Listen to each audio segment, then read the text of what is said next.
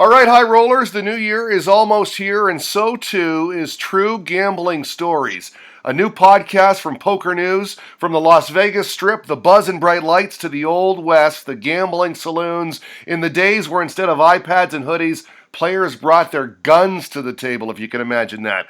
Our guest today is a poker and gambling writer. He's written a lot for Poker News, and now he's teamed up with Poker News for this new podcast set to debut January 31st. Chaffin at Poker Traditions on Twitter. Welcome to the show, man. Thanks for being our high roller. Hey, Jared. Glad to be here. Thanks for having me. I really appreciate it. This is exciting, man. This is a show that tugs right at my heartstrings. True Gambling Stories at Gambling Pod on Twitter, at Gambling Pod. Tell us about this new podcast, man. This sounds exciting. It must be for you, right? Yeah, well, I'm from Texas, and, gambling's really big here. There was underground stories, and Doyle Brunson started here, and Amarillo Slim, and things like that. And so I've always been a fan of, really good nonfiction and crime stories and things like that. And, I like shows like 48 Hours and Dateline and, I don't know, anything kind of true life like that. So, as I write more and more of these, I wrote features all summer for Poker News, and I'm getting close to writing for them for a year. I kept thinking about this idea of a podcast, kind of like these true crime podcasts, or cold case podcasts. In fact, I don't just write about poker and gambling. I just recently wrote about a longtime Dallas area reporter who has a new cold case podcast. Anyway, long story short, all this kind of got me thinking about, there's so many cool stories out there about gambling and poker that I think would make for a really cool audio experience, a really cool podcast.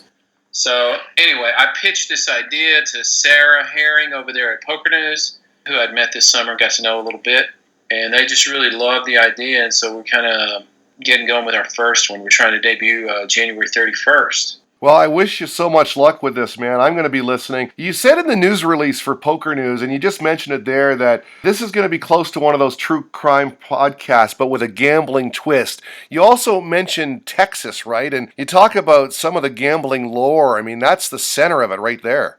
Yeah, it really is. If you've read a lot about Doyle Brunson and, Amarillo Slim, all these guys traveled across Texas looking for action. There were no legalized casinos. There's still no legalized casinos in Texas, but, just finding action where you didn't get a bullet in your back or something was a pretty hard thing to find. So I thought about that. I was like, man, there's so many other stories like this. And just beyond poker, we're trying to reach beyond the poker world. I think it's something that can appeal to true crime fans and nonfiction fans and, audiobook fans, just something different, something unique. And in fact, our first story is not even about poker. It's about a craps roll in 1989 at the California Casino in Las Vegas, right there off Fremont Street downtown. It's still there. The first Boyd gaming casino, in fact. You talk about craps, right? Is this the legendary roll? Is this one of those mega rolls where it just keeps on going? And, there's nothing like a good craps game when that table gets excited, right?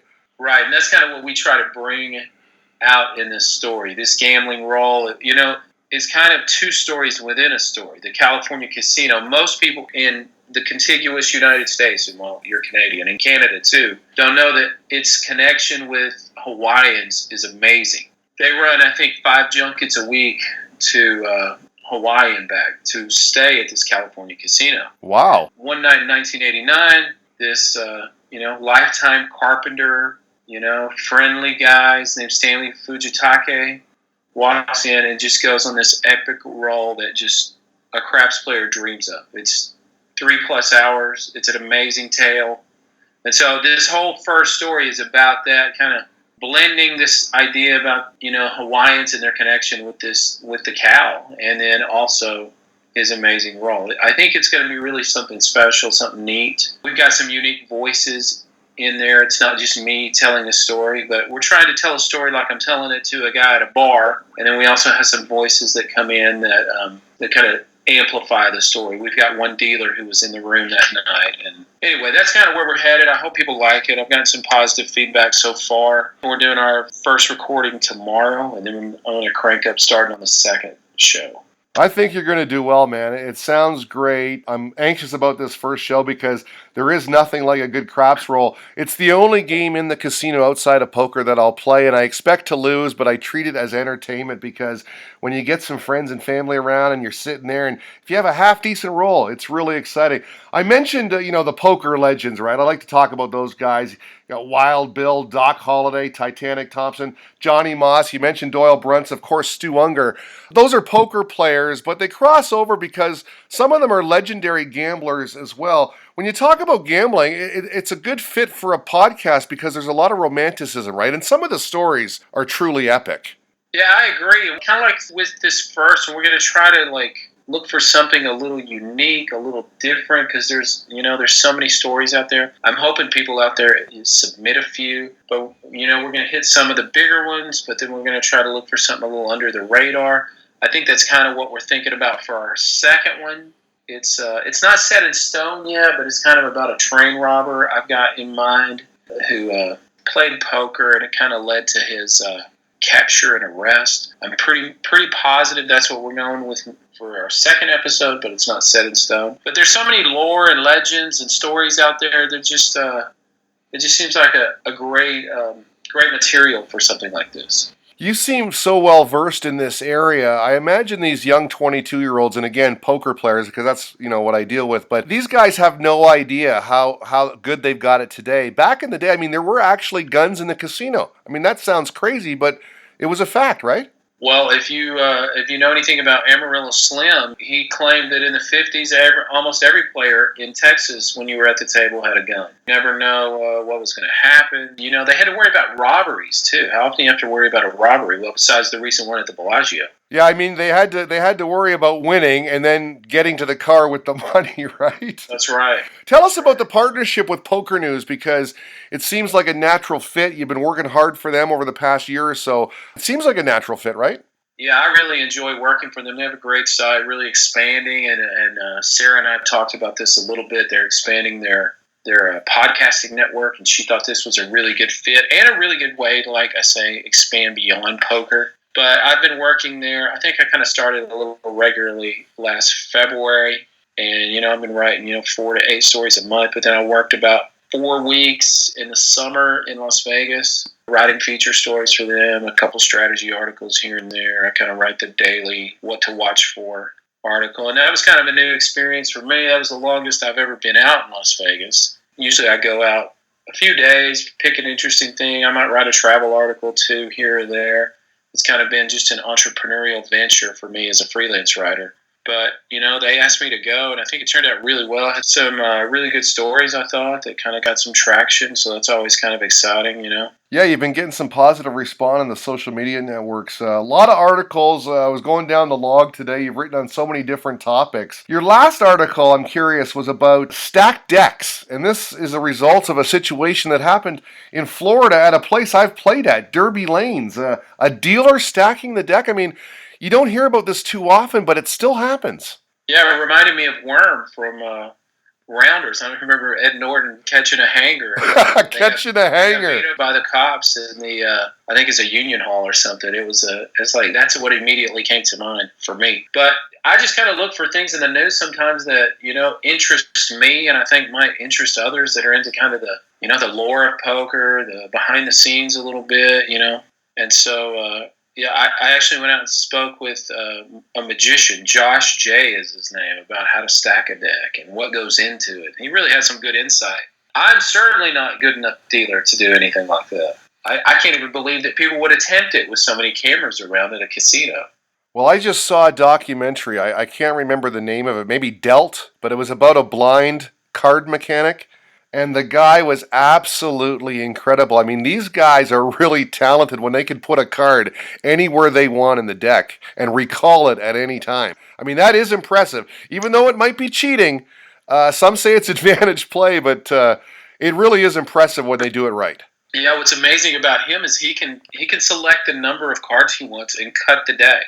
Say he needed 10 cards in his right hand. He can cut it to the exact number. I haven't seen this movie Dealt, but I've heard about it. I think the guy featured in the film is actually from Texas. I think he's an Austinite, but I'm not sure. I'm gonna have to check that movie out. I'll tell you what, it's a great movie, and the guy is truly impressive with a deck of cards. He's got the cards in his hand, shuffling, doing the fan shuffle. Every waking moment of his life, it's almost like he's addicted, but he's so impressive. It's unbelievable.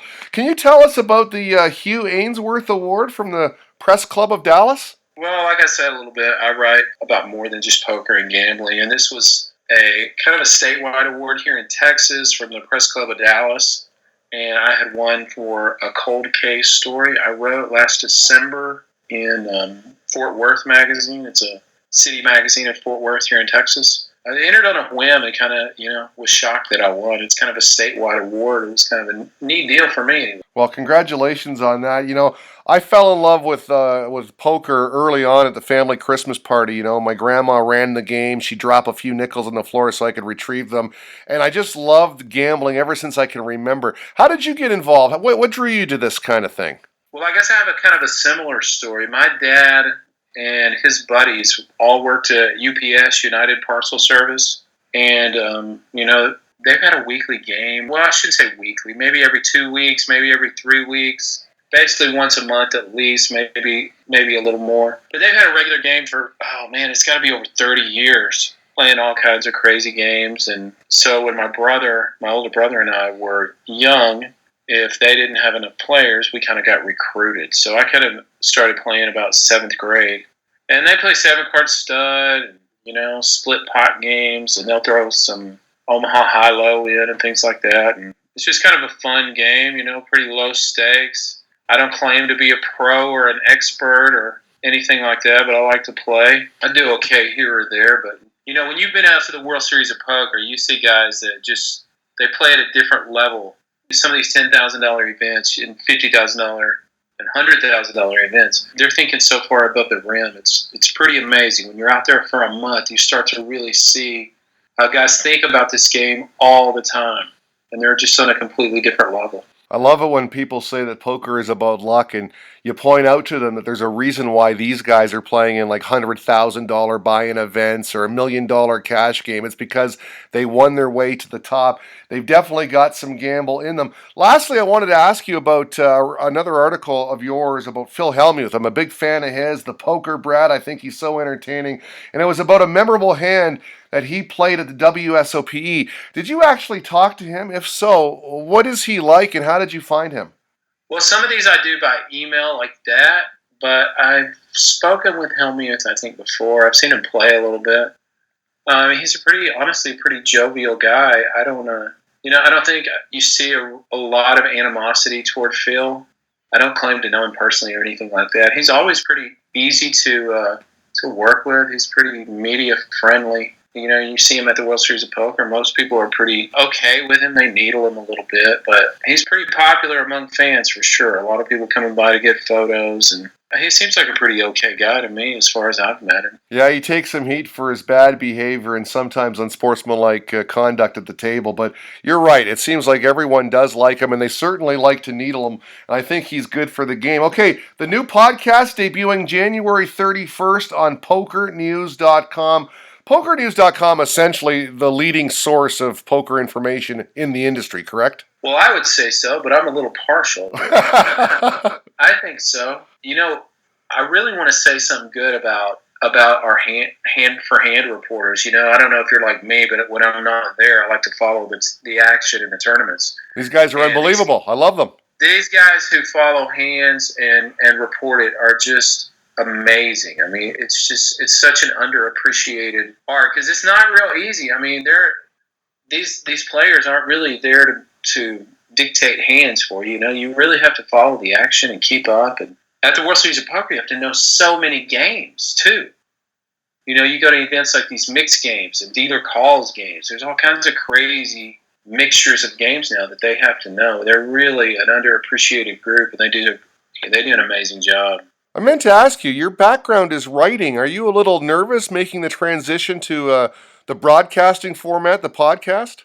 Well, it's something new for me. I'm giving it a shot. I think, it's kind of fun doing something new, unique, different, challenging. I was happy with writing it. Like I said, writing has been a challenge too, because you're not writing for print, you're writing it for like your conversational. That's how I'm trying to anyway. Like you're telling it to a guy at a bar. Right. And that's kind of what I'm going for. But I talked to Sarah, the head of podcasting over there at Poker News, and she's way into true crime and loved the idea.